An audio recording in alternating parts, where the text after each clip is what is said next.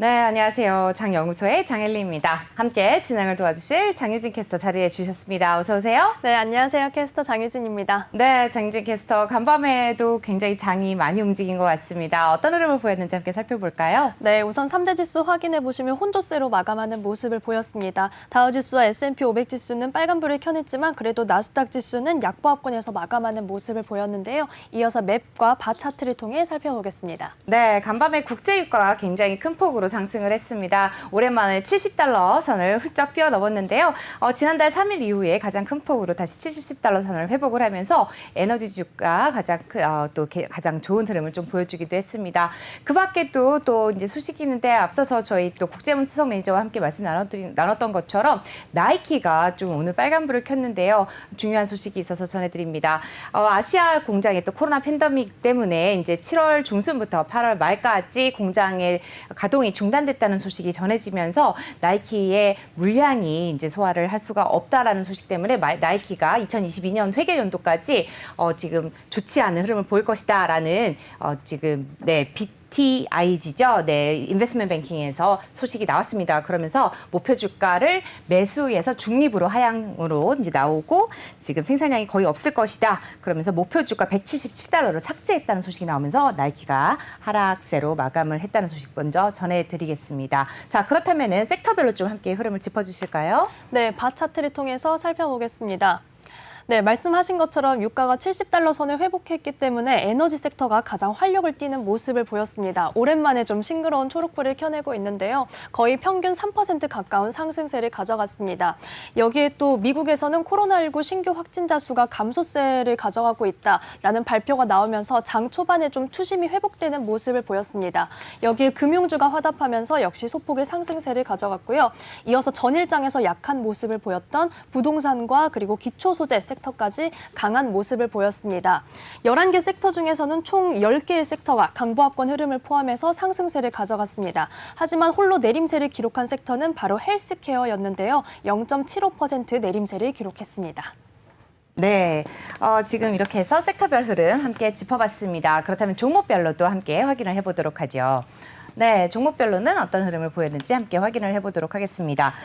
지금 보니까 에너지주 지금 가장 눈에 띄는 게 아무래도 우리 엑슨모빌을 좀 확인을 해봐야 되지 않을까 싶은데요. 엑슨모빌 오랜만에 지금 녹색불을 싱그럽게 켜고 있죠? 맞습니다. 엑슨모빌과 쉐브론, 대장주를 포함해서 전반적으로 초록불이 들어와 있습니다. 유가가 2% 상승한 만큼 대장주도 거의 2% 내외의 강세를 가져갔는데요. 먼저 엑슨모빌 2% 넘는 오름세 속에 정규장 거래 55달러 선에 마쳤고요. 이어서 쉐브론도 2% 가까운 오름세를 가져가면서 정규장 거래를 97달러 선에 마쳤습니다. 네, 지금 쉐브론까지 함께 좀 가격을 확인해 보셨고요. 오늘 밤 있을 또 소비자 물가지수에 대한 기대감 때문일까요? 은행 관련주들, 파이낸셜 쪽에도 굉장히 좋은 흐름 가져갔습니다. 파이낸셜 쪽 금융섹터 좀 더 짚어주시죠. 네, 전반적으로 살펴보시면 지금 세부 섹터는 조금 엇갈리는 모습을 보입니다. 크레딧 서비스는 조금 약한 모습을 보이기도 했지만 그래도 주요 은행주에서 굉장히 좀 선명한 초록불을 켜내고 있는 모습인데요. 앞서 말씀드린 것처럼 좀 투심이 회복되면서 그래도 주요 은행주가 상승세를 가져갔습니다. 오늘 밤에 8월 CPI가 발표가 되는데 여기에 아직까지 계속해서 인플레에 대한 우려감이 반영이 될지 혹은 조금은 더 개선된 지표가 나올지는 지켜봐야겠습니다. 우선 주가만 간략하게 확인을 해보시면요. JP모건과 뱅크 오브 아메리카 각각 1% 넘는 오름세를 가져갔습니다. JP모건은 정규장 거래를 159달러 선에 마쳤고요. 이어서 뱅크 오브 아메리카 살펴보시면 정규장 거래를 40달러 선에 마쳤습니다.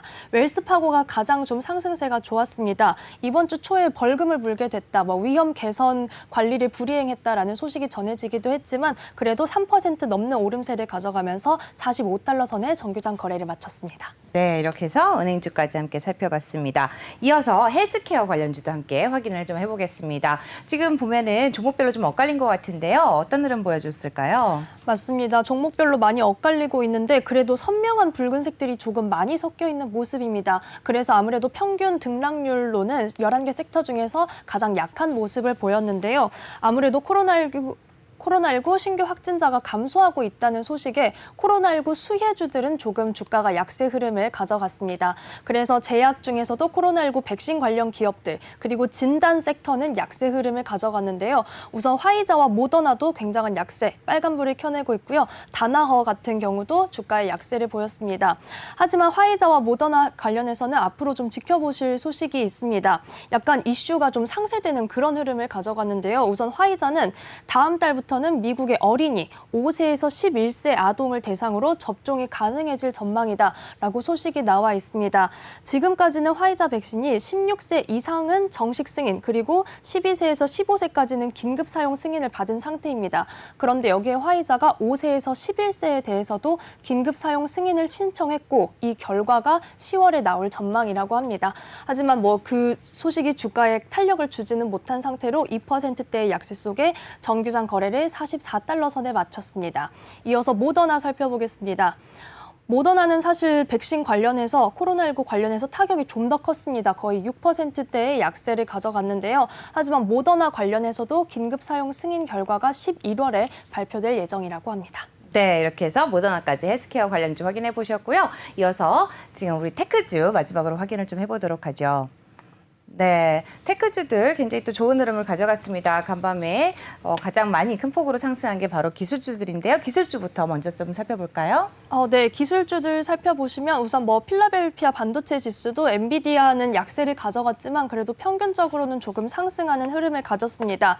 이어서 오늘 글로벌 인사이트에서 골드만사스의 기술주 매수픽 이런 종목들이 소개해 주시기도 했는데 여기에 사실 트위터나 이런 기업들은 조금 더 엇갈리는 흐름을 가져가기도 했습니다. 또한 서비스나와 세일즈포스 같은 경우도 확신 목록으로 제시를 해주셨는데 오히려 좀 간밤에는 약세 흐름을 가져갔습니다. 그래서 이 점도 함께 눈여겨보시면 좋을 것 같고요. 이어서 애플 같은 경우는 소폭의 오름세를 가져갔습니다. 오늘 밤에 아이폰 13 공개 행사를 앞두고 있으니까요. 이 행사 후에 소비자들이 만족시킬 수 있을지 혹은 오히려 실망감이 나올지 이런 추이도 앞으로 지켜보셔야겠습니다.